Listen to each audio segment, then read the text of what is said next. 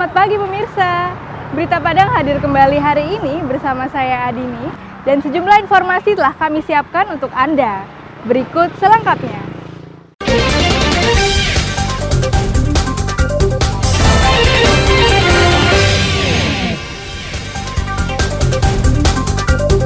Korban longsor tambang emas bertambah.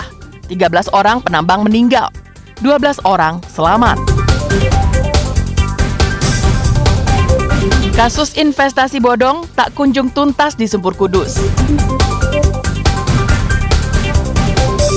Polisi tetapkan tersangka baru yang membantu pelarian Indra Septiarman, pembunuh Nia Kurniasari, gadis penjual gorengan.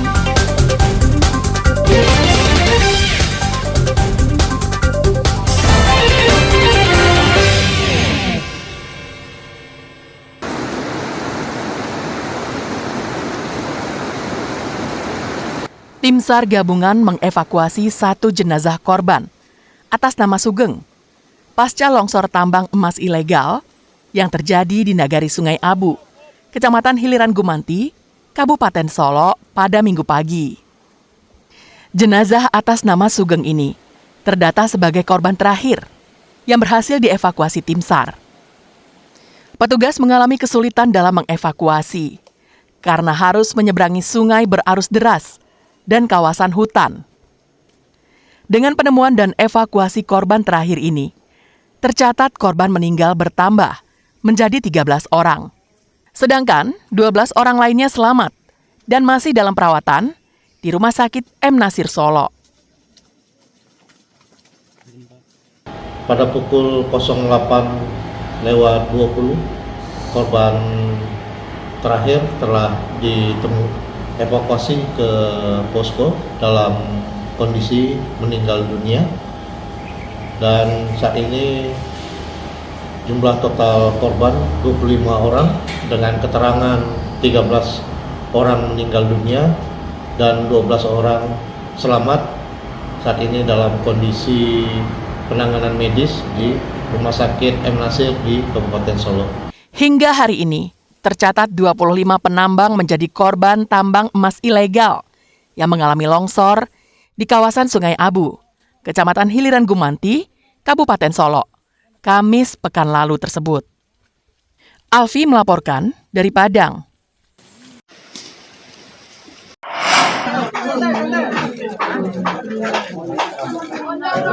Sebuah lokasi yang diduga merupakan bekas tambang emas di Nagari Sungai Abu, Kecamatan Hiliran Gumanti, longsor pada Kamis pekan lalu. Akibatnya, belasan warga yang saat itu sedang berada di lokasi pun ikut menjadi korban. Selain mengalami luka-luka, beberapa di antaranya dilaporkan meninggal dunia. Menurut salah seorang petugas dari Puskesmas Talang Babungo, hingga Sabtu siang, pihaknya telah menerima beberapa orang korban yang berhasil dievakuasi oleh petugas SAR gabungan dari lokasi tambang. Dengan perinciannya, 11 orang dinyatakan meninggal dunia, 3 orang luka ringan, 2 orang luka sedang, dan 6 orang luka berat. Bagi korban yang mengalami luka ringan, saat ini telah diperbolehkan kembali ke rumah mereka. Sementara untuk korban luka berat, seperti patah tangan, kaki, dan pinggang, telah dirujuk ke Rumah Sakit Umum Daerah Arosuka untuk mendapatkan perawatan lebih lanjut. Yang sempat kita evakuasi Pak, yang di puskesmas, jumlah yang meninggal di tempat 11 orang, 1 orang udah di rumah sakit di M. Nasir, 3 orang luka ringan, luka sedang ada 2 orang, luka berat ada 6 orang masih dirawat di Rumah Sakit Kayuaro.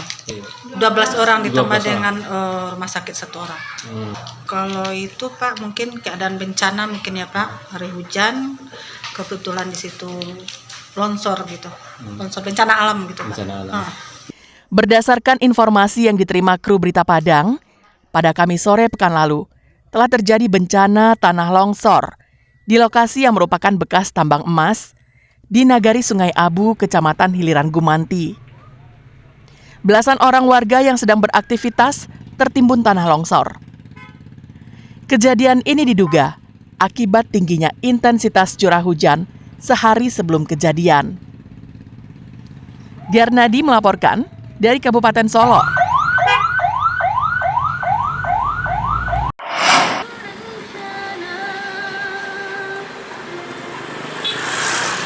Pembangunan Pasar Rakyat Surantih yang berada di Nagari Surantih, Kecamatan Sutra, Pesisir Selatan, terbengkalai dan tidak dilanjutkan oleh pemerintah kabupaten. Alasannya, pembangunan ini tidak bisa dilanjutkan karena terkendala pembebasan lahan dari Kerapatan Adat Nagari Surantih. Pengurus Kerapatan Adat Nagari Surantih mengatakan, hibah tanah tidak bisa diberikan karena akan melanggar aturan dan kesepakatan dari Kan Surantih itu sendiri. Mereka tidak akan memberikan hibah tanah itu. Namun jika pemerintah ingin membangun pasar Surantih, Kan Surantih sangat mendukungnya dengan cara memberikan surat persetujuan pemakaian tanah. Alasan katanya dia minta pasar tanah ini untuk dihibahkan. Kalau dalam adat kita nggak ada istilah hibah, nggak ada. Yang ada itu dipakai kan. Kalau dihibahkan nanti tanah lain nagari tak ada yang dihibahkan. Nggak boleh dihibahkan. Kalau menurut adatnya. Saya udah coba menemui pemerintah daerah kan. Saya minta ini aja. Kalau enggak biar kami lantai ini bisa pedagang masuk, tapi lagi boleh kan. Namun pemerintah Kabupaten Pesisir Selatan tetap bersikeras. Jika pembangunannya dilanjutkan, maka pengurus Kan Surantih harus memberikan surat hibah tanah. Karena hal itu menyangkut pada sistem keuangan dan administrasi negara. Belum ada kesepakatan antara Kerapatan Adat Nagari Surantih dengan pemerintahan daerah Kabupaten Selatan. Di situ terkendala soal pembangunan pasar.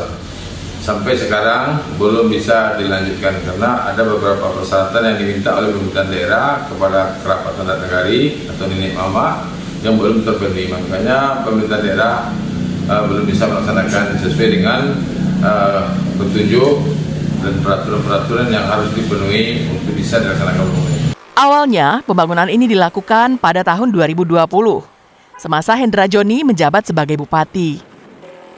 Namun setelah bupati berganti, pembangunan pasar malah dihentikan.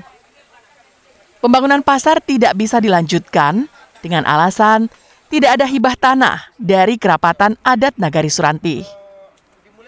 Banta Fauzan melaporkan dari Pesisir Selatan.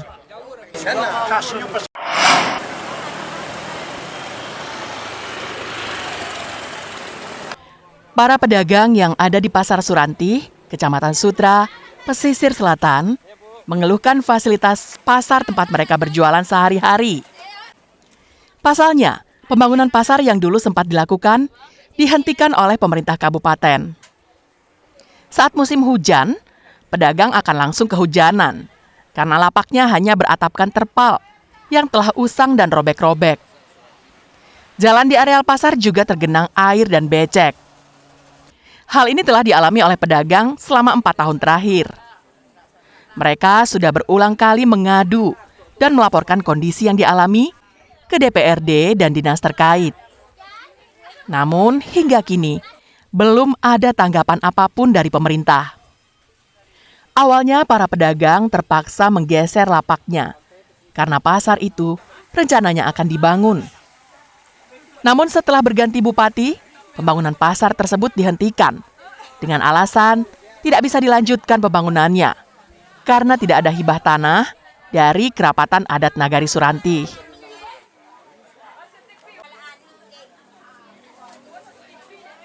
Kondisi seperti ini penjualan kami jauh berubahnya dari yang seperti dulu.